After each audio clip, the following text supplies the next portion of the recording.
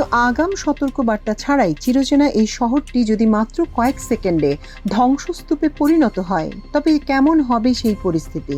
বিশেষজ্ঞরা বলছেন এটি কেবল কোনো কাল্পনিক দৃশ্য নয়, বরং যে কোনো সময় চরম বাস্তবতায় রূপ নিতে পারে আমাদের রাজধানী ঢাকায়। ভূতাত্ত্বিক এবং আবহাওয়া বিশেষজ্ঞদের সাম্প্রতিক পূর্বাভাস অনুযায়ী ঢাকা এবং এর আশপাশের অঞ্চলে 7 থেকে 7.5 মাত্রার একটি শক্তিশালী ভূমিকম্প আঘাত হানার চরম ঝুঁকি তৈরি হয়েছে। মাটির নিচে তিনটি টেকটনিক প্লেটের সংযোগস্থলে থাকা বাংলাদেশ এখন এক বিশাল টাইম বোমার উপর দাঁড়িয়ে। কিন্তু কেন বিশেষজ্ঞরা হঠাৎ এই ভয়াবহ আভাস দিচ্ছেন? কতটা ঝুঁকিতে রয়েছে মেগাসিটি ঢাকা? আজকের বিস্তারিত প্রতিবেদনে আমরা এই সব প্রশ্নের বৈজ্ঞানিক উত্তর খোঁজার চেষ্টা করব। ঢাকাকে ঘিরে থাকা এই ভূমিকম্পের ঝুঁকি বুঝতে হলে আমাদের প্রথমে মাটির নিচের ভূপ্রকৃতি বুঝতে হবে। বাংলাদেশ মূলত 3টি সক্রিয় টেকটনিক প্লেটের সংযোগস্থলে অবস্থিত: ইন্ডিয়ান প্লেট, ইউরেশিয়ান প্লেট ও বার্মা প্লেট। বিগত 100 বছর ধরে এই প্লেটগুলো একে অপরের দিকে ধেয়ে আসছে এবং মাটির নিচে বিপুল পরিমাণ শক্তি জমা হচ্ছে।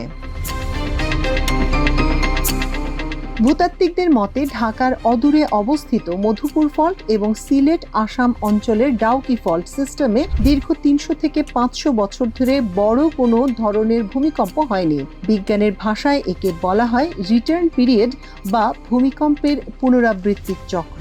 যেহেতু গত কয়েক দশকে এই ফল্ট লাইনগুলো থেকে বড় কোনো শক্তি নির্গত হয়নি, তাই মাটির নিচের চাপ এখন সর্বোচ্চ পর্যায়ে রয়েছে। সম্প্রতি নরসিংদী, রূপগঞ্জ এবং ঢাকার আশপাশে অনুভূত হওয়া ছোট ছোট মৃদু কম্পনগুলো আসলে কোনো বিচ্ছিন্ন ঘটনা নয়। বিশেষজ্ঞরা একে বড় কোনো দুর্যোগের আগাম বার্তা বা প্রি শক হিসেবে দেখছেন। ভূমিকম্পের তীব্রতার চেয়েও ঢাকার জন্য বড় ভয়ের কারণ হলো এই শহরের মাটির গঠন।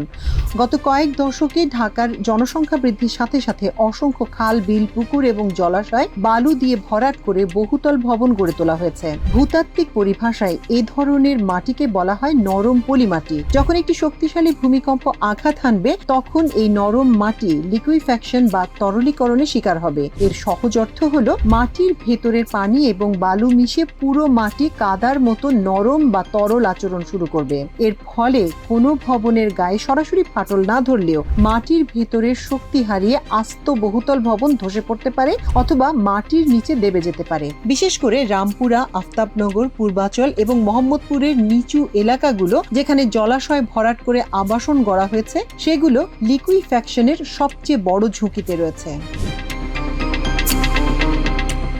যদি সত্যি ঢাকায় 7 মাত্রার একটি ভূমিকম্প আঘাত হানে, তবে ক্ষয়ক্ষতির পরিমাণ কতটা ভয়াবহ হতে পারে? রাজধানী উন্নয়ন কর্তৃপক্ষ বা রাজুকের ডিটেইল এরিয়া প্ল্যান ড্যাপের এক সমীক্ষায় দেখা গেছে 7 মাত্রার ভূমিকম্পে ঢাকার প্রায় 72,000 দুর্বল ভবন তাসের ঘরের মতো সম্পূর্ণ ধসে পড়তে পারে। আর এর প্রাথমিক ধাক্কাতেই মুহূর্তের মধ্যে 3 থেকে 4 লাখ মানুষের প্রাণহানির আশঙ্কা রয়েছে।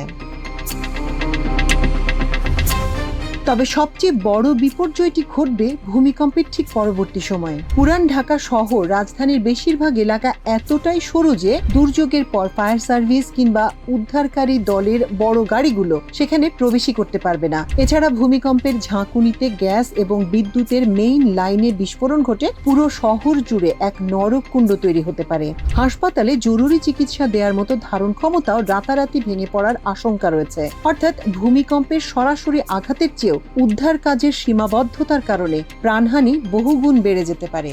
প্রকৃতিকে থামানোর সাধ্য মানুষের নেই, কিন্তু সঠিক প্রস্তুতি ও সচেতনতা ক্ষয়ক্ষতির পরিমাণ 80% পর্যন্ত কমিয়ে আনতে পারে। বিশেষজ্ঞরা বলছেন এই মুহূর্তে আমাদের সবচেয়ে বড় হাতিয়ার হলো বাংলাদেশ ন্যাশনাল বিল্ডিং কোড বা PNBC কঠোরভাবে মেনে চলা। নতুন যে কোনো ভবন নির্মাণে ভূমিকম্প সহনশীল বা আর্থকুয়েক রেজিস্ট্যান্ট টেকনোলজি ব্যবহার নিশ্চিত করতে হবে। প্রিয় দর্শক, ঢাকার এই ভূমিকম্পের ঝুঁকি এবং আমাদের প্রস্তুতি নিয়ে আপনার মতামত কি? আপনার এলাকার ভবনগুলো কি বিল্ডিং কোড মেনে তৈরি করা?